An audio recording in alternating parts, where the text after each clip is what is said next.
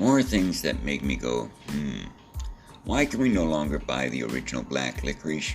My favorite all-time treat of 66 years.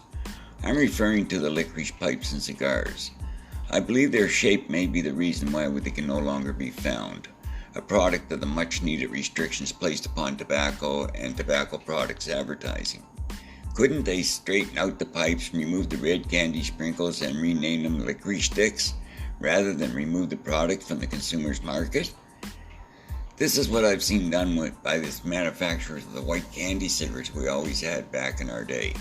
They simply call them candy sticks now. Not fair to me, a 6-decade black licorice junkie.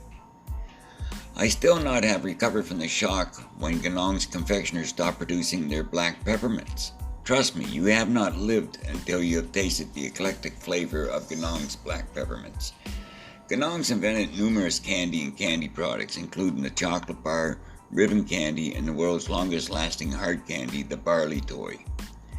The latter, barley toys, a Christmas staple, were shaped like animals and most would last for days, lost now into the chasms of old-school endangered treats list, forever persecuted and banished by modern times. I cannot rehash the loss of McCready's green tomato chow chow either. I cannot put my taste buds through the pain of remembering the sweet tart taste of chow chow on top of mashed potatoes. Before I began my journey into teenage alcoholism, I was addicted to Sussex Golden Ginger Ale and black cherry soda. 60 years later, the unique supreme flavor still dance upon the taste buds of my dreams. The blissfulness of black licorice reminds me to add onto the list black jawbreakers, and of course the very popular licorice babies. The explanation of why and how this addiction embraced me is simple. The answer is intelligentsia. At a young age, I realized that every week my friends, their weekly allowances burning holes in their pockets, would rush as fast as their little legs could carry them to the neighborhood candy store. Upon arrival, they would hastily point out their selection without pausing to look at the prices or amounts.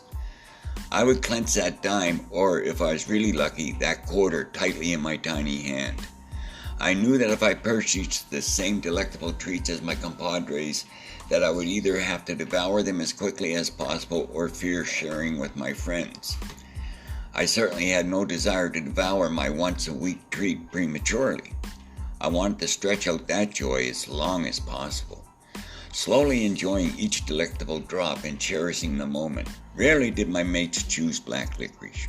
Noticing this, I made the educated decision it would be best to spend my allowance on items they did not care for. Small black jawbreakers were 3 for a penny. 5 cents bought 15 globes of pure bliss. Another nickel added 15 newborn licorice babies to the petite brown paper bag. One company, the sweet shop, calls them licorice pals now. At 3 cents per piece, 9 cents more dropped 3 licorice pipes into the magical bag, reserving 5 cents to accompany my stash with a black cherry soda or a golden ginger ale. 24 cents got me 30 morsels of joy, 3 soft and fresh specimens of the world's finest crafted real licorice, and a bottle of liquid love, leaving me with that 1 penny and a final decision. Of course, it had to be Black Cat bubblegum.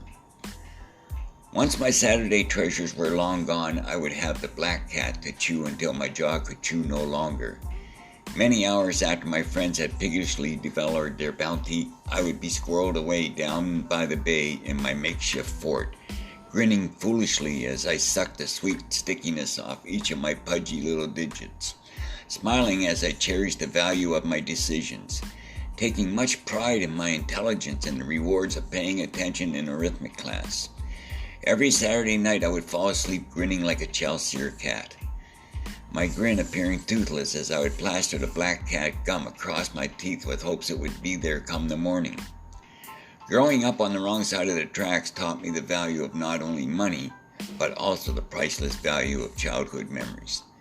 To this day, I have never understood why so many people dislike the flavor of black licorice. To this day, I have never understood why so many people neglect to appreciate the value of a mere copper penny.